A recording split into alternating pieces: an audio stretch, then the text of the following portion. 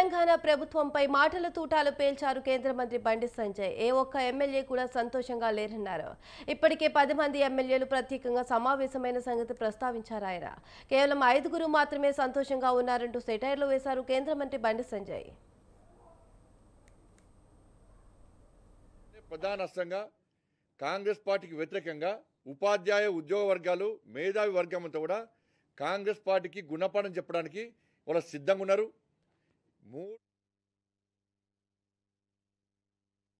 పక్క రాష్ట్రం కాదు, ఫస్ట్ మన ఏర్పు మనం వేద్దాం. మన ఏర్పు మనం వేద్దాం. ఊకే ఆ కేసీఆర్ గవర్నమెంట్ గట్ట ఉండే మేము ఏదో మాడితే ఒకసారి గుజరాత్ అని, ఒకసారి అస్సాం అని, ఒకసారి ఢిల్లీ అని. ఇప్పుడు ఢిల్లీ అడిగేస్తారు ఇక మళ్ళీ ఎక్కడ అవుతాయి. ఇప్పుడు కాంగ్రెస్ పార్టీలో ఎమ్మెల్యేలు అందరూ కూడా అసంతృప్తితో ఉన్నారు. ఏ ఎమ్మెల్యే కూడా సంతోషంగా లేడు. టాప్ 5 మంత్రులు తప్ప. ఏ పనులు జరిగినా, ఏ బిల్లులు పేమెంట్స్ కావాలన్నా ఆ టాప్ 5 మంత్రులకు మాత్రమే అవుతున్నాయి. ఇవాళ మేము ప్రజలు తిరిగే పరిస్థితి లేదు. ప్రజలు అడిగే ప్రశ్న సమాధానం చెప్పే పరిస్థితి లేదు.